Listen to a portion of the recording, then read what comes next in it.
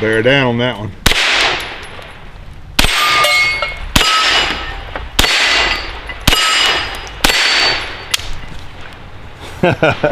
Hey, Big Pastor T here. Hey, we got this Kel-Tec P2000 Sub 2000 out here today. This is a 9mm carbine Kel-Tec. I've been wanting to get my hands on one for quite a while, so thanks to my friends over at Saunders, they said I could bring one of these things out here for testing. So we're going to shoot this thing a little bit today. Hey, this thing's a lot of fun. Let's make sure this thing, it didn't lock back on me. So hey, let's take a look at this thing. Let's get the camera in here and take a look. This thing, this is the second iteration of the Kel-Tec 2000. It's got a few changes on it, but this is a really neat little carbine. This gun, it takes a Glock magazine. It shoots a 9mm pistol cartridge. It's got a little flip up aperture here, kind of like a ghost ring type aperture. It's got a big front sight on it. Got a little rail.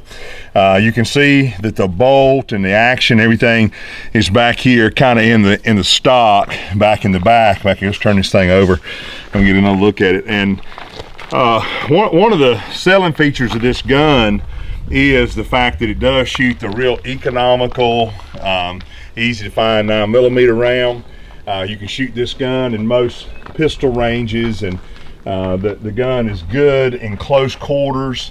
And then it's got another couple of good features about it. One of them is that the gun does take, this particular gun takes the Glock 17 magazines, which, you know, if you know anything about Glock, you know that means that it would also take the 33 round extended magazines.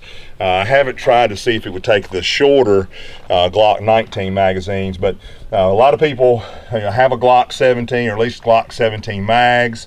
A lot of people have the extended 9mm 33 round mags that Glock makes. So this gun kind of comes ready out of the box as, you know, a gun that, you know, you can already have a lot of different magazines for. You wouldn't have to buy extra magazines for, and then, you know, take the magazine out and, you know, we'll check and make sure, you know, it is clear. But here's the other feature. You kind of pull down on the trigger guard here, and this thing just folds right up. It clips right in, and, you know, so now, you know, the gun's certainly safe this way because, you know, everything, you know, all the firing, the chamber, everything is up in the top, so it's separated, so it's certainly safe to carry this way. And then you could put it in a briefcase, you could drop it in a messenger bag, a satchel, book bag, something like that, even in the pocket, back pocket of like a truck seat or something. So it's a really neat little fold up compact carbine. It's a lot of fun.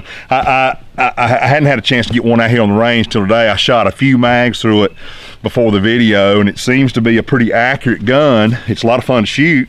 It is, you know, the soft shooting 9mm, so it's not a lot of recoil. It doesn't have the real loud report of it, let's say a 223 or something like that. You can shoot it, you know, I'm in close here, I'm in, you know, 40-45 feet away from these targets, and so you can never do that, you know, with a rifle like this. So it certainly has a niche of its own. It's really neat. It's a lightweight gun.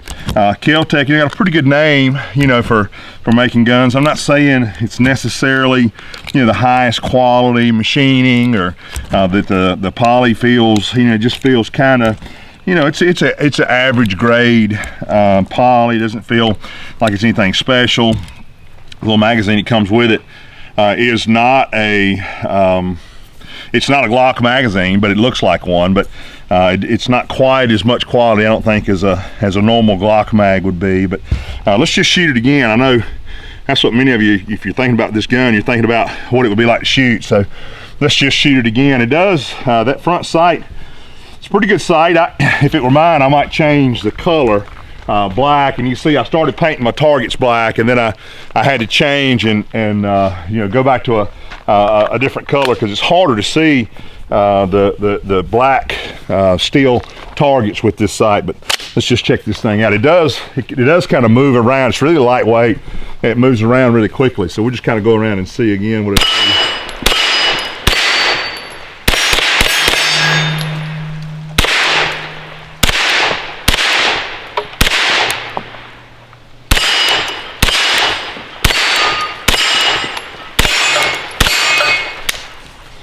I'll tell you what I was doing when when I'm shooting this thing. If you get in close here on the camera, let me lock this thing back. I don't like the fact that it doesn't lock back. I don't know if it would lock back with a Glock mag or not. Let me just say that again. I don't know if it'd lock back with a Glock mag or not, but it won't lock back with this magazine.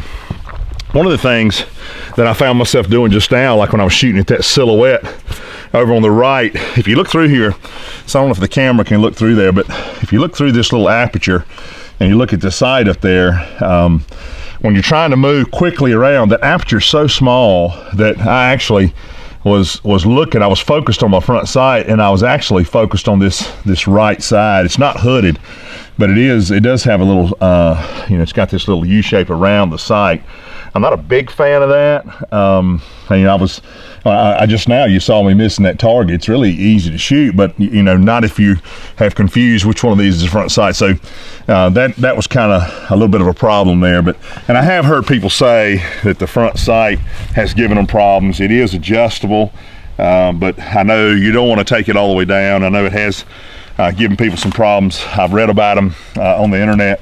Has given people problems. So I think maybe they can work on that. This rear sight, it's just plastic, and I don't know if I was going to use this. I don't know if you're just on the range, maybe that's okay, but if you're going to use this at home, for home defense or something like that, I don't know if this plastic sight would be my #1 choice. I don't know if anybody has already developed anything for this gun aftermarket that might be maybe aluminum or steel, but I don't think that I would have chosen that. So I would say one of the weak points of this gun might be the sight, and I just saw that firsthand there. So I would say that might be a weak point for the gun. It seems to cycle fine. I'm shooting this Winchester white box, real cheap, 115 grain, round nose, full metal jacket bullet. These things are just shooting through it, no problem. Like I say, I shot a couple hundred rounds to this gun, and it hasn't given me any problems at all.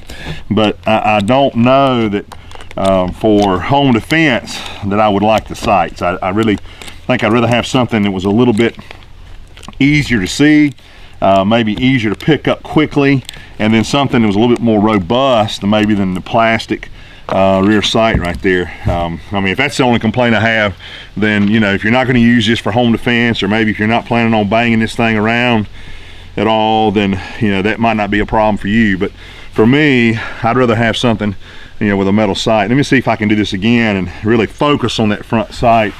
And I'll just start over here on this side this time and just see if I can focus on that. I do like the way it kind of goes in battery. So it locks back here. You can see you kind of pull it around here in this little notch, and so you just kind of bump it forward. So I do like that, and it really goes into battery. It locks in real tight.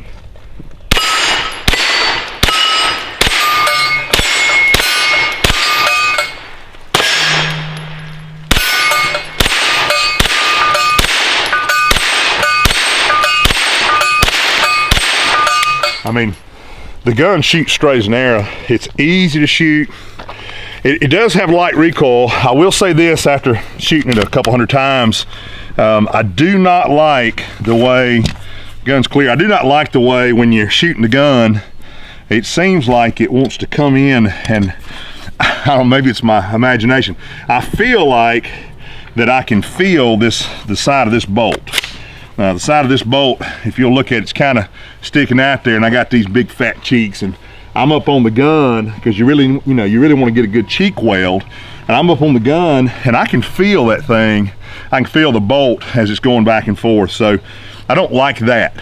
It is something that if I own this gun, this isn't my gun, but if I own this gun, I would probably want to put some kind of pad out here on the side that would get my cheek a little bit off of there. I don't like the way that feels at all. I just, for comparison's sake, wanted to bring out today this ugly high point. You might have seen the video I did on this gun. This is my gun, and I did earlier, I shot these guns side by side. To be honest with you, I like the high point better. I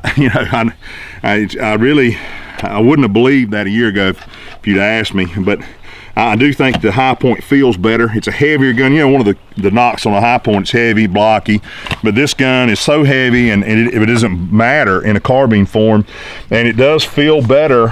You know, as far as you can see back here, the difference in the buttstock, and you know, my cheek weld is here as opposed to being here, and this thing's, you know, riding back and forth as the gun, as the action's working. So this gun does feel better. I think the trigger on this gun might be a little bit better. I like the sight a little better. You know, at least you know, this sight is, you know, kind of surrounded here. It does protect the sight a little bit, but it's not, you know, they call it adjustable. I don't know if it's adjustable or not. It's right on, you know, from the factory. At least this one is from close range. But if I was going to choose between the two, you know, this one does have the modularity that we talked about, or the I guess the practical feature here that, you know, you can just break it down. You push this down, you lock it up. So this is a lot easier to carry if you just want to stuff something in a backpack, if you're going to take a hiking trip or something like that. This would be maybe a better camp gun for that purpose, or if you wanted to go ride a bike and strap this in a backpack or something.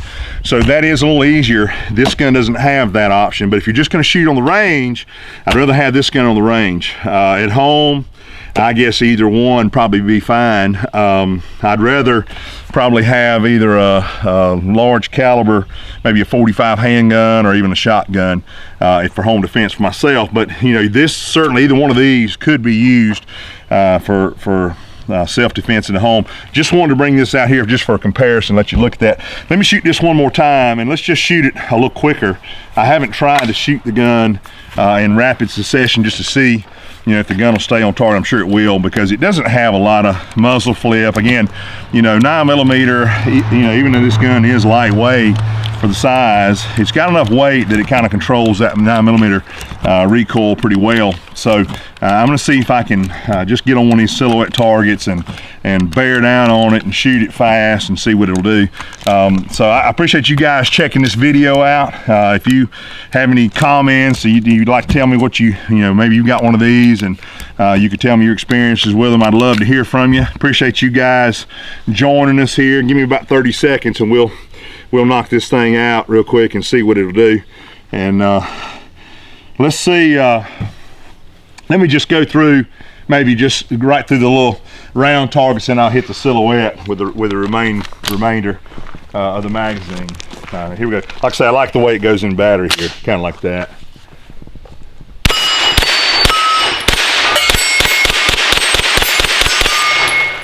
Shoots pretty good. You know, I don't think you could go wrong with it. Hey, you guys, don't forget this. God gave us liberty, and God gave us guns. Thank you, Lord, for the blessings. Have a great day.